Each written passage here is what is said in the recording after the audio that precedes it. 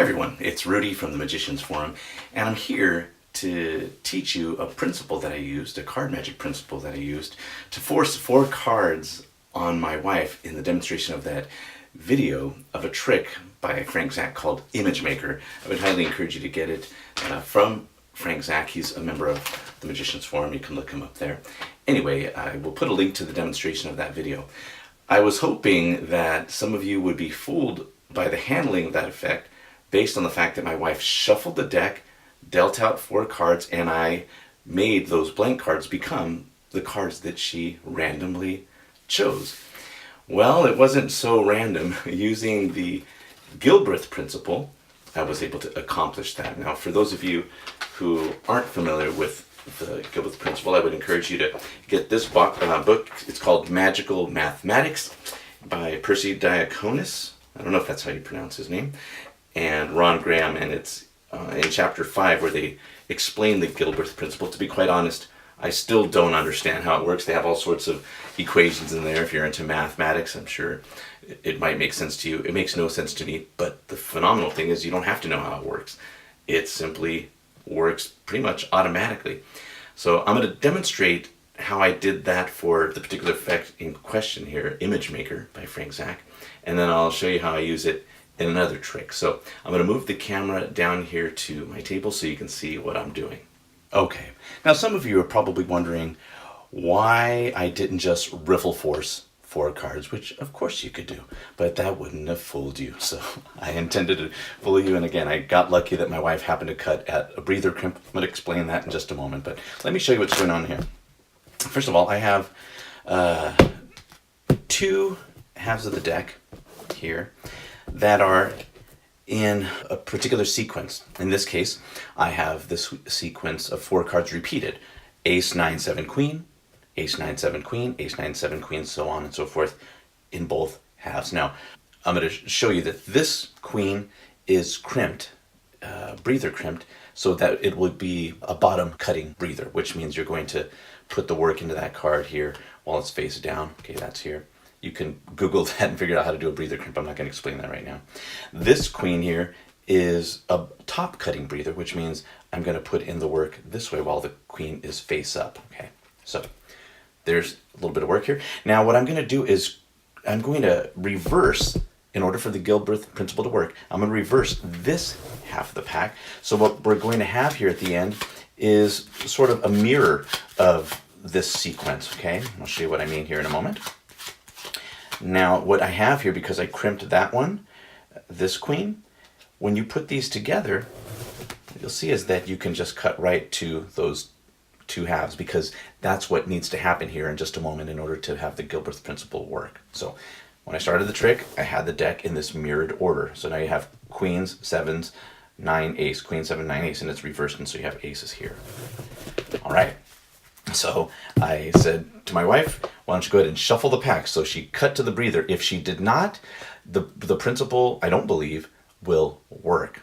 I'm not going to try that now, but I'm just going to cut this directly at the break here and riffle shuffle these. It doesn't have to be perfect. In fact, it can be all sorts of jacked up, okay? But believe it or not, right now, if I deal 4 cards here, 1, 2, 3, 4, or another 4 here, 1, 2, 3, 4, and all the way through the pack here, what will happen is I'm going to have that ace, I'm going to have the 9, the 7, and the queen. Guaranteed. Now, they're not going to be in any particular order, but you're guaranteed to have, look, ace, 9, a 7, and a queen. Here, ace, 9, 7, queen. They just happen to be in the same order, but look, now ace, queen, 7, 9. But those 4 cards that I needed to perform Frank's trick were right there. It's an amazing principle here at work. Deeply, deeply fooling. I really don't know how it works, but this same principle can be utilized in many creative ways. There is a trick, and I'm going to show you my version of it. It's really not my version, it's just the pattern that I've chosen to utilize for this, is to have a sequence of 5 cards repeated. So I have 6, 9, ace, 5, 2 repeated. So like 6, 9, ace, 5, 2, 6, 9, ace, 5, 2, 4 sets of those cards here on the top. All right, so now I'm not going to mirror them. I'm just going to demonstrate here for a second how this can work with a different set of cards. So that in this case it was 4, in this case it's 5. 6, 9, ace, 5, 2 adds up to the number 23. Now, if you haven't saw the movie by Jim Carrey called The Number 23, I would encourage you to go to Wikipedia, and you'll see a lot of these strange, coincidental ways in which the number 23 has appeared throughout history. I won't go into it, but I have a little patter associated with that. But these cards add up to the number 23. So what I do is I will push off 20 cards. You can either deal them down, or you can just push them off. So I have 3, 6, 9, 12, 15, 18. There we go. So I have 20 cards here, okay? So now what I would do is I would hand these to the spectator and tell them to deal down. Now they just have to deal past 5, but they can stop whenever they want. Really, they can. And I would just tell them to stop when you have enough cards to to riffle shuffle them together, which they then do. Again, it could be sloppy, doesn't have to be perfect, and then I have them deal 4 piles of 5 cards. 1, 2, 3, 4, 5. 1, 2, 3, 4, 5. And then you have these here. And then we go through an elimination process. I say, whatever pile you point to, we're going to get rid of. All right. Well, it doesn't matter, because each of these, look, 6, 9, ace, 5, 2, 6, 9, ace, 5, 2. Similar here. Look at all these. There's a 6, 9, ace, 5, 2.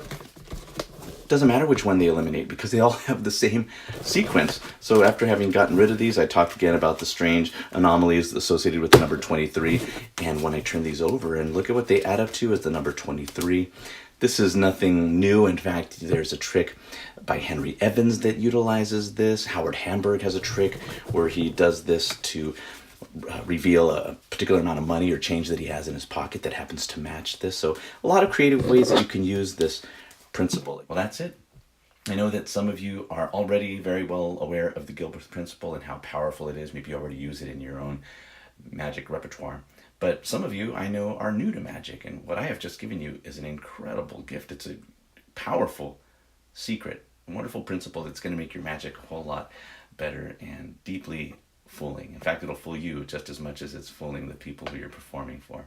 I'd encourage you to learn it. All right. Well, that's it. Until next time. Thanks.